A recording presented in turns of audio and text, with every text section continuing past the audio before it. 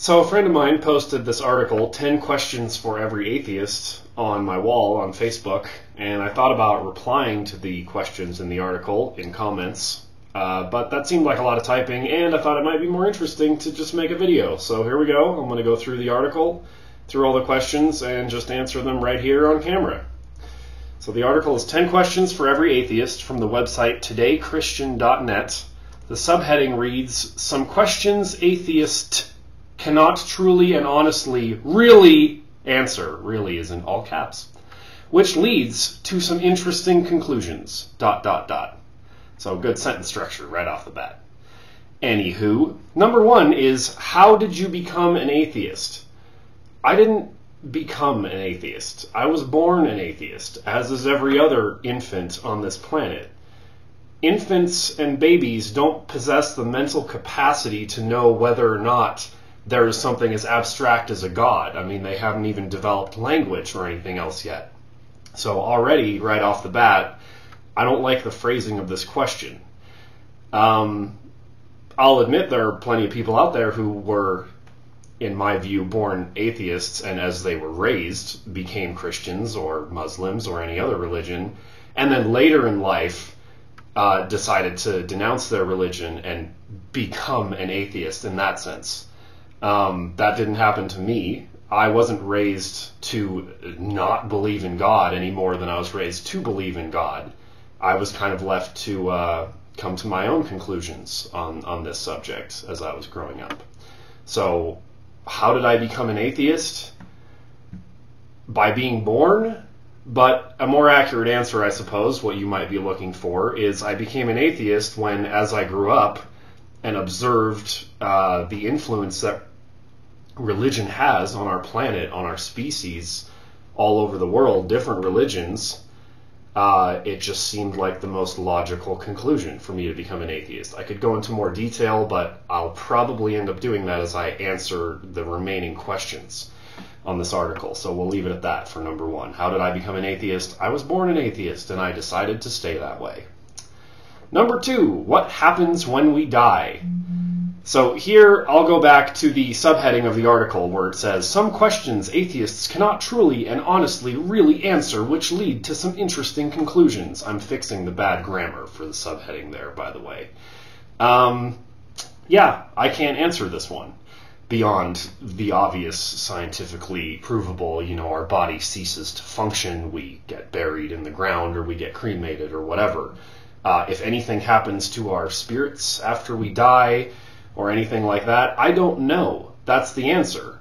And the subheading of this article leads me to believe that whoever wrote it thinks that they've made a great point by showing me that I can't answer this question.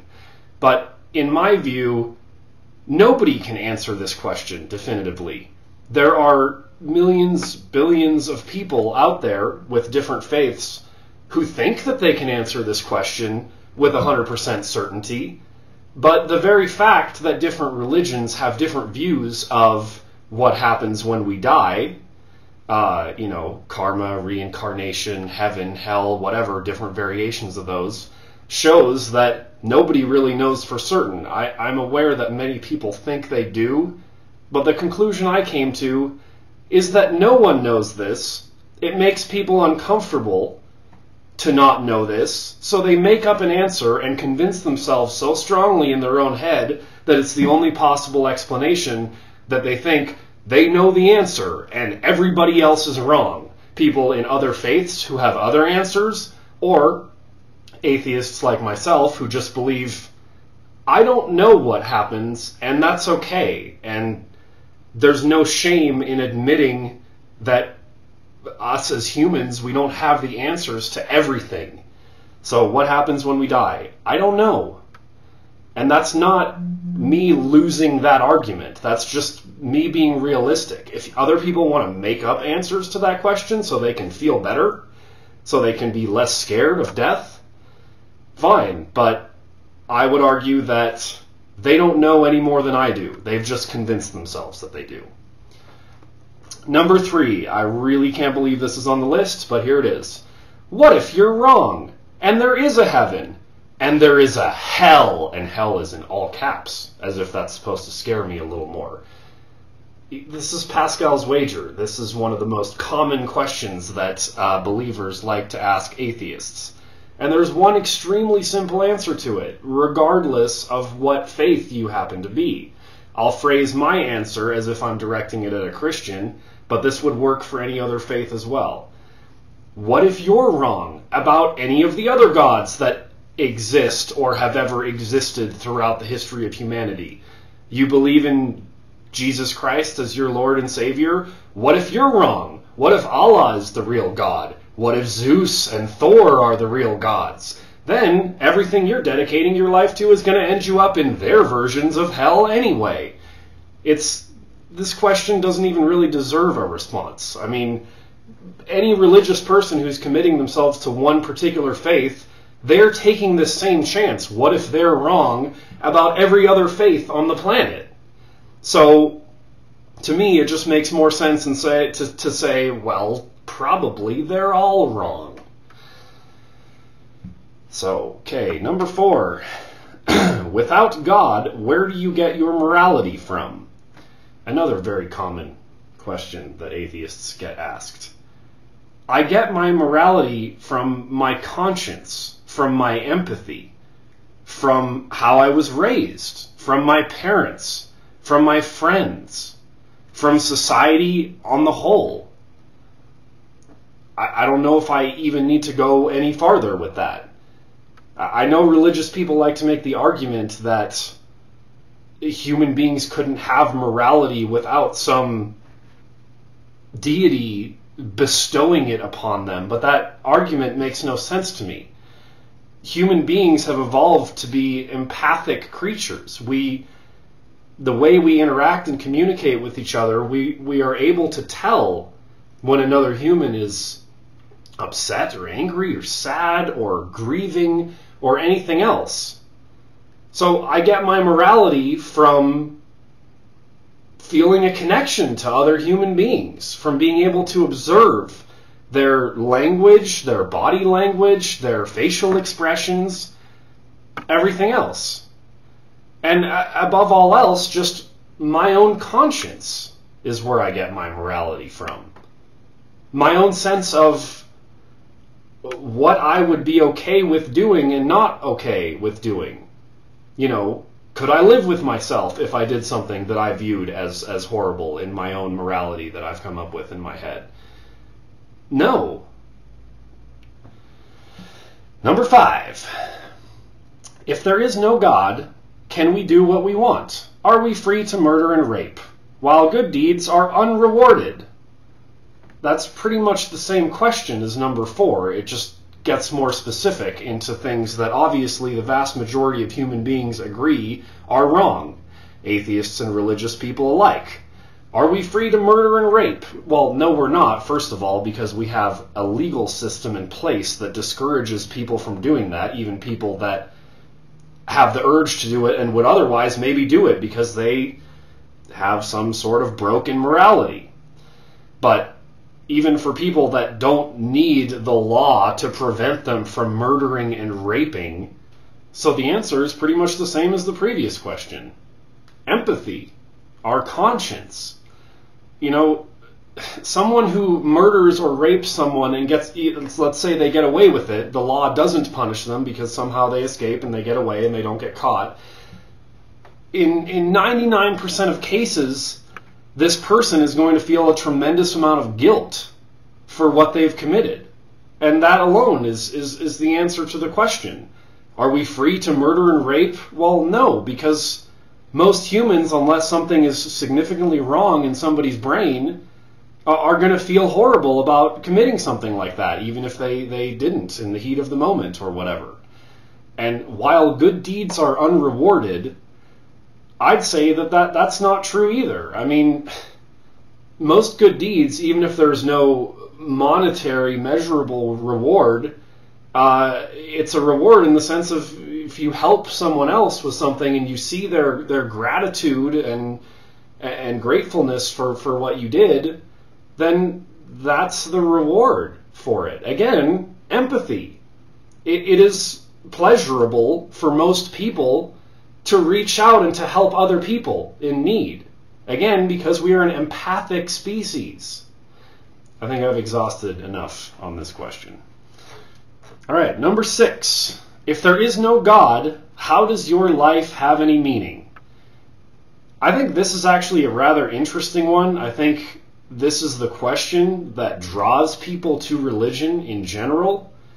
But again, religion, I think, any faith, gives people a false sense of meaning in their lives.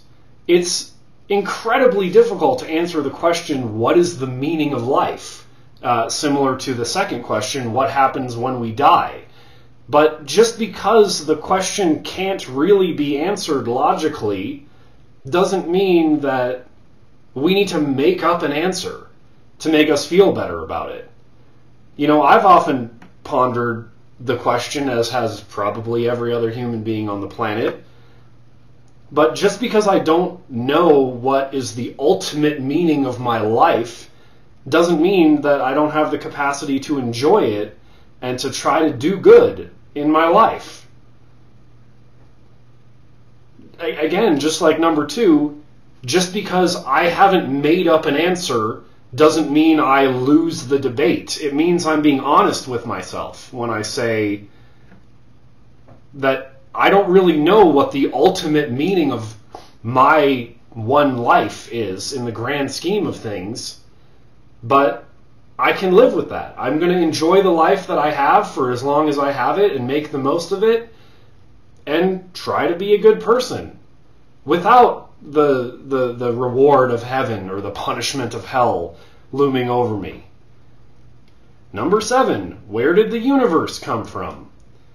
Again, just like number 6 and number 2, just because humanity hasn't come up with the answer scientifically yet, doesn't mean we need to make up other answers because we're all too fucking terrified of saying the phrase, I don't know. Why is that such a scary phrase for everyone?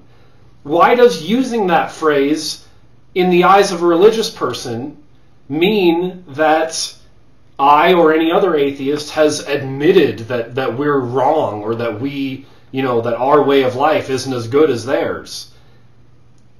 I would rather admit to myself that there are certain questions, certain bigger questions about life and the universe in general that I don't have the answer to. And yeah, again, like I said to the other 2, I don't need to make up answers to make myself feel better about it. The truth is, I don't know how the universe started. I don't know what the meaning of life is. I don't know what happens after we die. But continuing to be open-minded about these things, let's say science does eventually answer one or several of these questions. Great. But so far it hasn't. And I would rather keep an open mind and say, I don't know, and for now, the entirety of the human race doesn't know the answers to these questions. There are many people out there who feel uncomfortable with not knowing the answer to these questions, so they subscribe to a certain faith which just hands them the answers that they want to hear on a silver platter, because then they can just feel more content in their life. And while the thought of going to heaven after I die seems comforting, the thought of God having a plan for everyone and everyone's life has significant meaning in God's eyes, I see why those thoughts are comforting to people. But I can't convince myself that that's true just because it sounds nice. It sounds nice. That doesn't make it true. I don't have all the answers, and I'm okay with that. It's okay to not have all the answers. All right, number 8.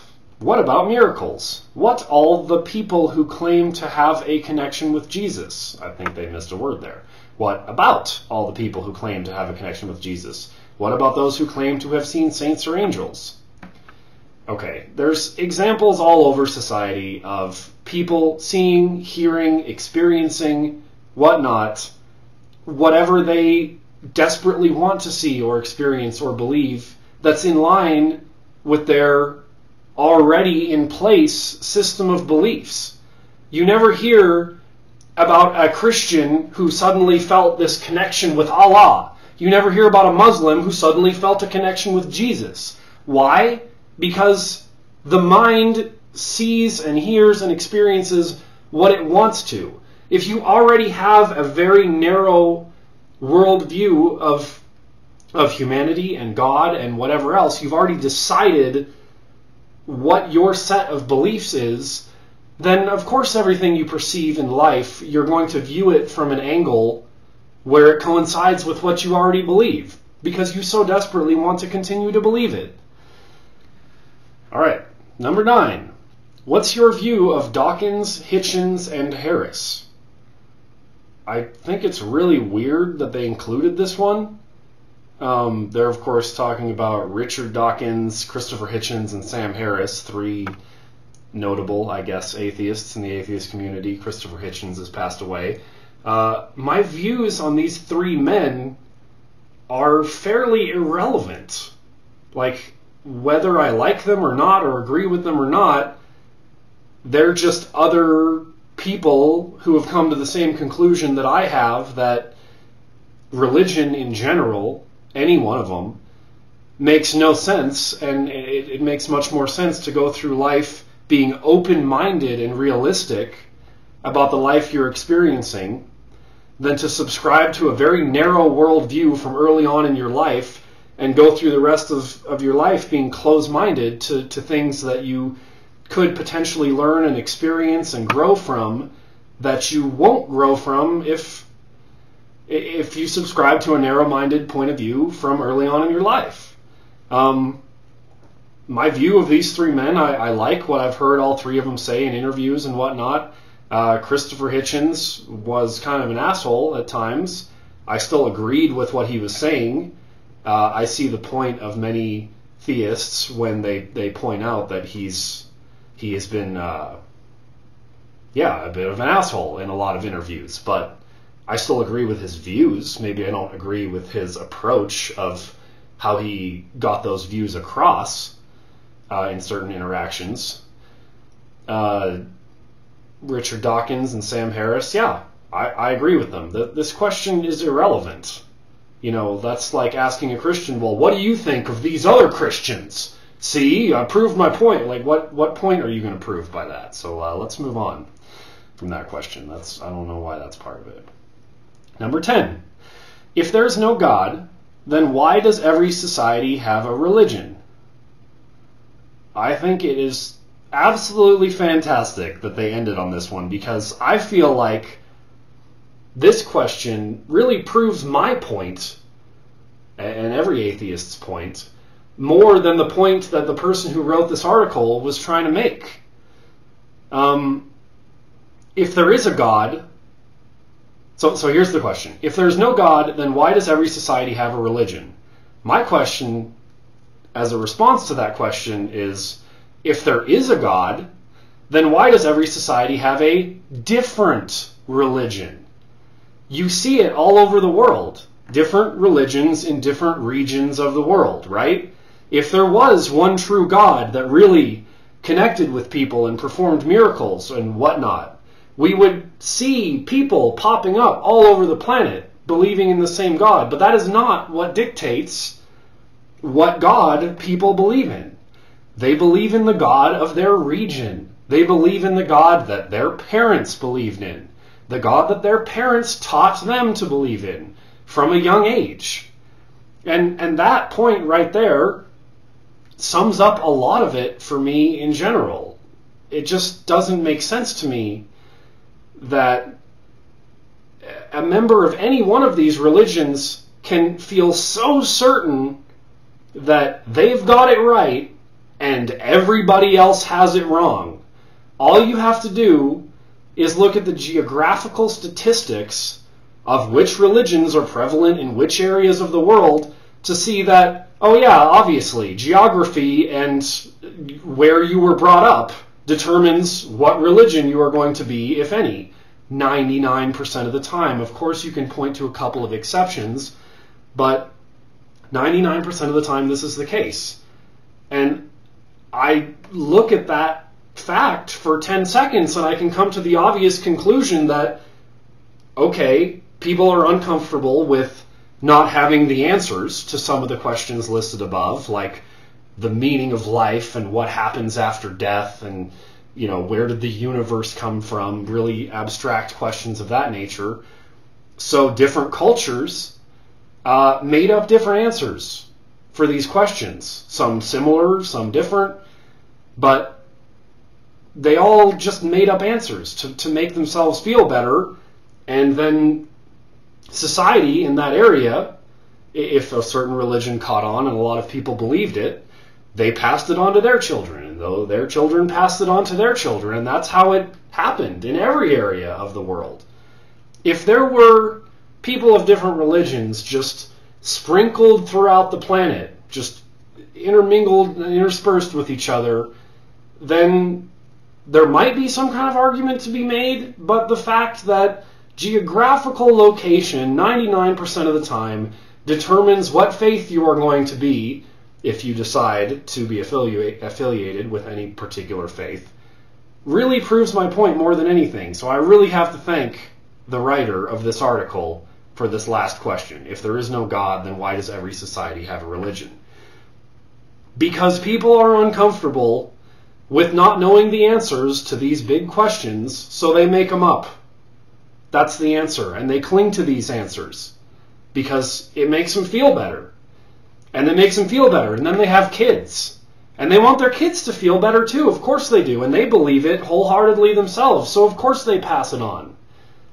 Yeah, I just think it's incredibly arrogant for someone of any faith to say that I'm right and the people who believe in the same thing that I do are also right, but the other 80-90% of the planet, no, they're all wrong. They're all wrong. Oh, I believe what everyone else believes in my area of the world, and this is where I was born, and I was raised by parents who believe the same thing. Yeah, but my parents were right. Everyone else's parents are wrong. I mean, yeah, you can point to your neighbor's parents and say they're also right because they're in the same region as you. But how can anyone sit there with a straight face and say, like, every person in India is wrong about Hinduism and they're all going to go to the Christian hell because they didn't choose to believe in Jesus? And the same example could be said for any other religion anywhere else across the world. So this last question really proves my point. I mean, honestly, it was probably thinking about this question that led me to choosing to become an atheist as I was growing up. If there's no God, why does every society have a religion? Well, they're all different religions. It's based upon geography, not based upon miracles or experiences. It's based on where you live and what your parents taught you, period. And that's just, if that's truly what it's based on, how can one come to a logical conclusion about which religion is right? And if you actually do come to that conclusion, how can anyone honestly say, well, this one is right and all the others are wrong? When you look at this data and these statistics, the only logical conclusion to come to is you're all wrong. There's no way that one of them is right and all the others are wrong. So they're all wrong. They all made up answers to make themselves feel better. And these things take hold in human societies across the planet. That's the nature of being a very evolved organism like a human. Having the mental capacity to even question these things that I highly doubt any other animal on the planet ever questions. Their morality or what the meaning of life is or what happens when they die. Us as humans, we have the mental capacity to question these things. And when we can't come up with answers, we make them up. And they started getting made up in different societies across the world from long before the internet existed. So, of course everyone in the Middle East thought Allah was the true God and everyone else was wrong. And everyone in America thought, Jesus Christ is our one true Lord and Savior and the rest of the planet's wrong. But how can anyone in this day and age with the internet with all the statistics and data and polls and everything that's available, still believe that? How can you sit there and say, yeah, I'm right and everybody else is wrong? How do I know? Oh, I just know. I just know in my heart. That's not an explanation. Step back and think about it. Just use your mind. Just question. And that's the end of that.